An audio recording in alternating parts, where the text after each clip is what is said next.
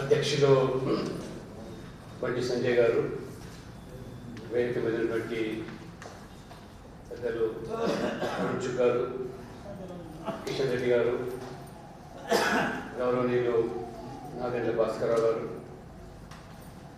స్వామి గౌడ్ గారు, farmer legislative council chairman, రాష్ట్ర కార్యవర్గ సభ్యులు, ఇతర పెద్దలు, సోదర సభ్యులు,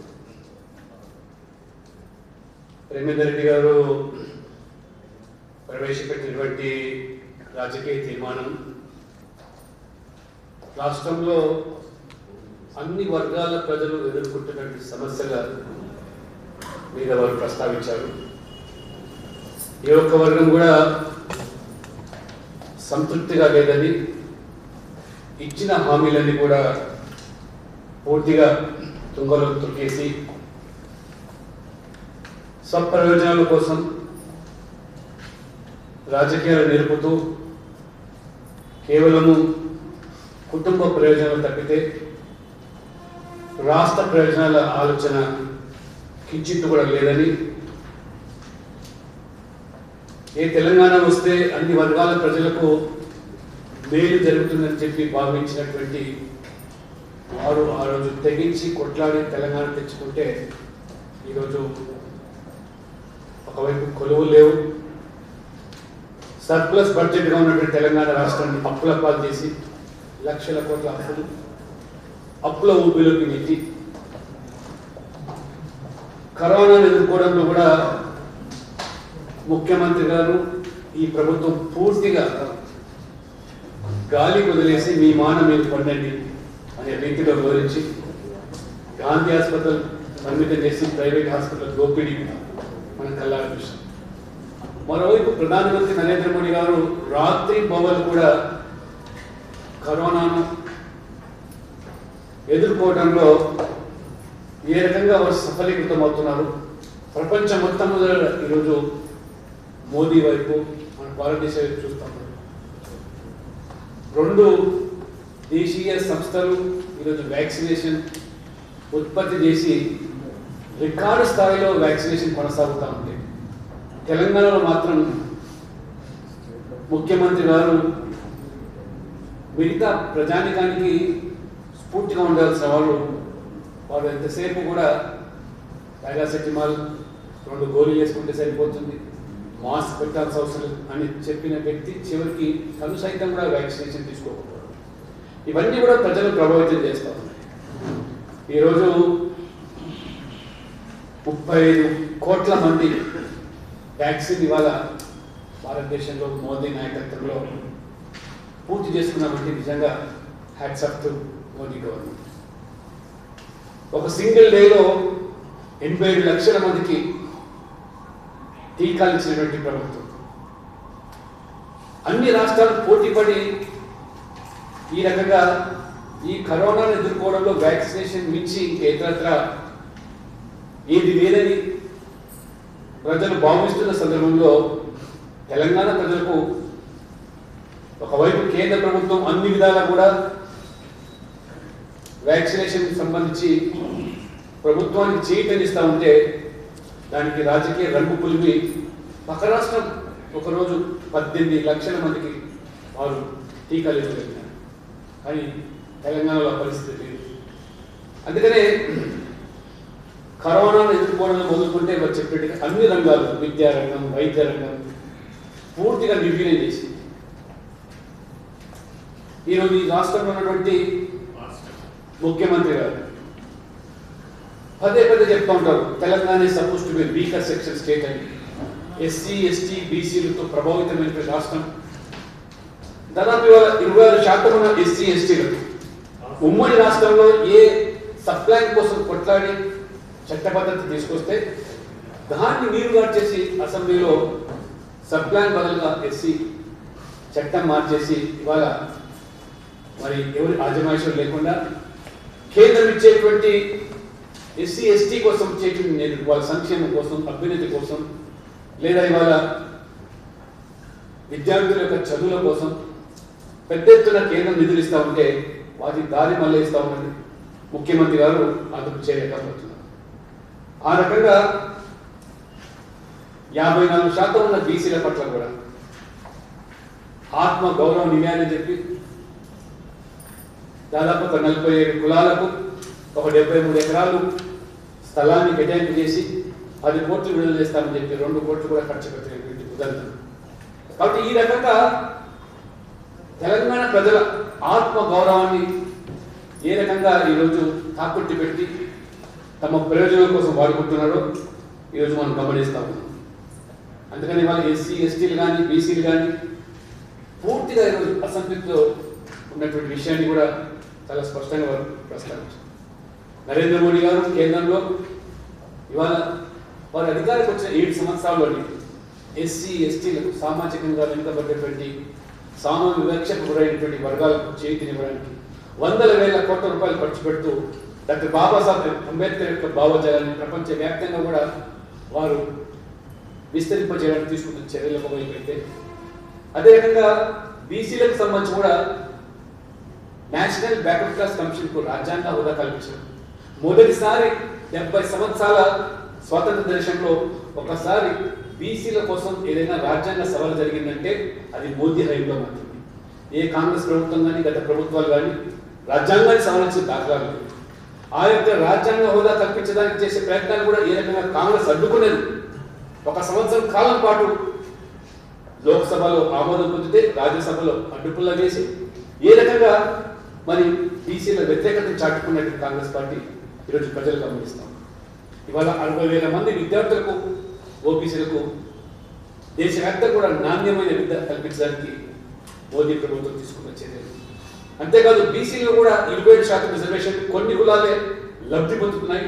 సమాజంలో చిట్ట చివరి ఎవరైతే ఇవాళ కులం ఉన్నదో వ్యక్తులు ఉన్నారో మన యొక్క పండిత్ దీన్ దయాళ్ ఉపాధ్యాయ యొక్క అంత్యోదయ సిద్ధాంతానికి కట్టుబడి ఆ సంకల్పాన్ని నెరవేర్చినటువంటి నరేంద్ర మోడీ గారు ఇవాళ మరి బీసీలో కూడా వర్గీకరణ పేరు మీద జస్టిస్ రోహిణి కమిషన్ ఏర్పాటు చేయడం.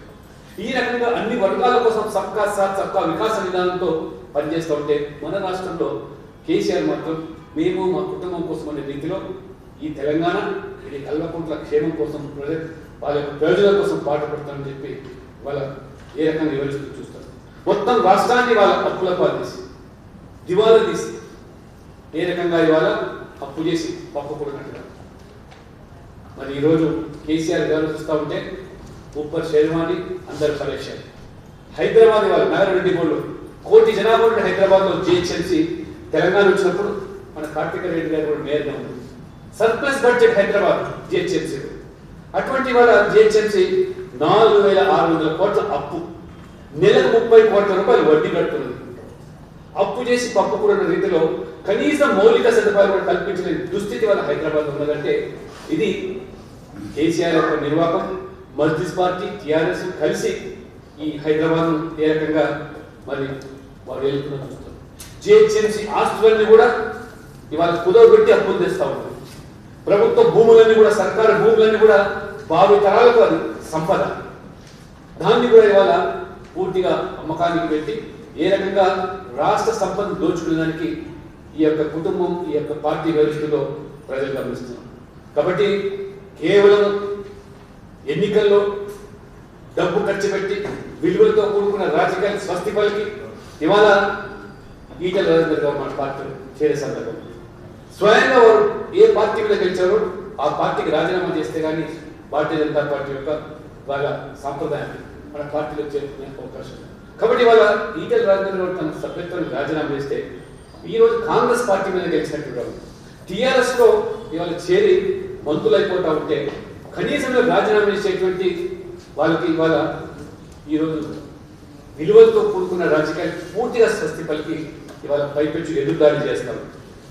అంత కాకుండా ఎన్నికలు వచ్చినప్పుడు వారు ఏ రకంగా మరి సెంటిమెంట్ని పండించి ఓట్లు దండుకోవడానికి తప్పితే తెలంగాణ ప్రజల యొక్క మనోభావాలతో ముడిపడిన అంశాలను తెరమీద తీసుకొచ్చి ఇప్పుడు తాజాగా ఈ నీటి వాటకాల పైన చర్చ. 2 రాష్ట్రాల ముఖ్యమంత్రులు తోడుదొంగలి ఈ 2 రాష్ట్రాల ముఖ్యమంత్రులు ఒక భావ విద్వేగాన్ని సృష్టించి ఆ 2 రాష్ట్రాల ప్రజల ప్రయోజనం కాకుండా వాళ్ళ రాజకీయ ప్రయోజనాల కోసం ఈ యొక్క నీతి అంశాలను తెర మీద తీసుకొచ్చి రాజకీయ లబ్ధి పొందే కుట్రలు చేస్తారు. అంతేగాని ఈ రెండు ప్రాంతాల ప్రజల ప్రయోజనాలు ఏమాత్రం కూడా ఇద్దరు ముఖ్యమంత్రులు లేదు. నిజంగా వాళ్ళకి చిత్తశుద్ధి ఉన్నట్టయితే మరి ఇద్దరు కలిసి కూర్చొని చర్చించుకునే అవకాశం ఉన్నప్పటికీ, సంప్రదింపులు చేసుకునే అవకాశం ఉన్నప్పటికీ కూడా దాన్ని జోలిపోకుండా మరి ఆంధ్రప్రదేశ్ ముఖ్యమంత్రి మాట్లాడుతున్నారు. హైదరాబాద్లో సీమాంధ్రం రక్షణ కౌశలంగా వాడుకునేటువంటి ఏ రకమైన కుట్రలు పండుతున్నారు, రెచ్చగొట్టే ప్రయత్నాలు చేస్తాం. కాబట్టి భారతీయ జనతా పార్టీ ఈ కార్యాలయం ద్వారా చాలా స్పష్టం చేస్తాం. తెలంగాణలో ఉన్నటువంటి అన్ని ప్రాంతాల వాళ్ళు, అన్ని వర్గాల పూర్తి రక్షణ కవచంగా బీజేపీ ఉంటుంది.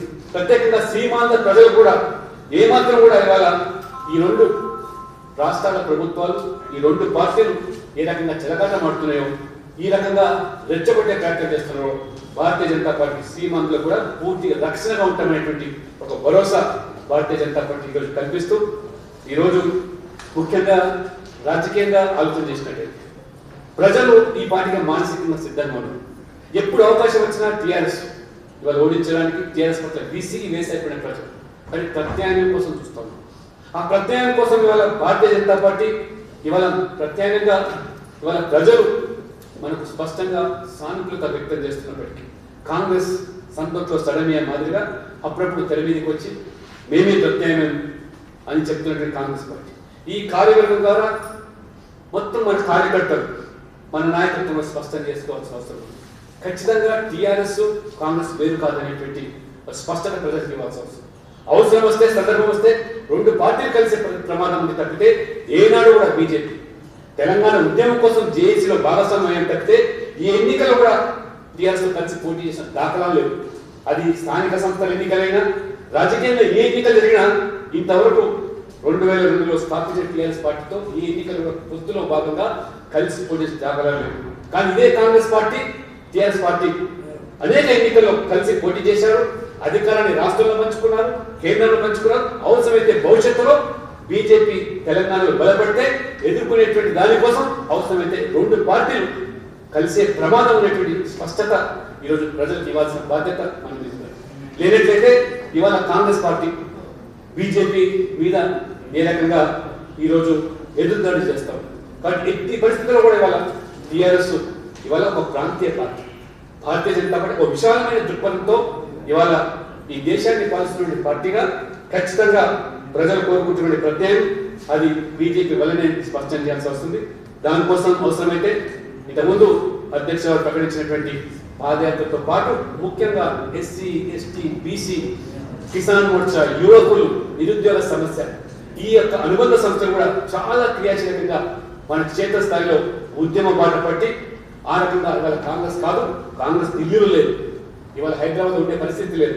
ఏ రాష్ట్రంలో కూడా కాంగ్రెస్ పార్టీ మిగతా ప్రాంతీయ పార్టీలు జత కలిస్తే ఆ ప్రాంతీయ పార్టీలు కూడా కనుమరుగవుతున్న ఉదంతాలు, అది బీహార్ అయినా, యూపీ అయినా, ఈ ఉదంతాలను కూడా ప్రజల ముందు పెట్టాల్సి వస్తుంది. కాబట్టి కాంగ్రెస్ బతికి బట్ట కట్టే పరిస్థితి లేదు. కాబట్టి కాంగ్రెస్ మేమే ప్రత్యేకమని చెప్పి వారు ఏ రకంగా జబ్బులు చర్చుకున్నా ప్రజల ముందు స్పష్టత, ఒక బీజేపీ మాత్రమే ఒక సమర్థత ఉన్న పార్టీ, సామర్థ్యం ఉన్న పార్టీ, టీఆర్ఎస్ ఎదుర్కొనేటువంటి శక్తి సామర్థ్యం ఉన్న పార్టీ బీజేపీ మాత్రమే.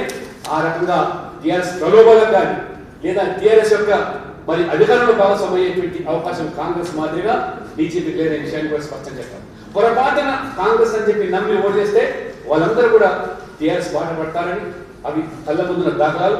ఇంతవరకు ఏ ఒక్క బీజేపీ ఎమ్మెల్యే దాదాపుగా ఈ రాష్ట్రం వచ్చిన తర్వాత ఒక ఎమ్మెల్యే ఈరోజు టీఆర్ఎస్ పార్టీలో కలిసిన దాఖలాలు.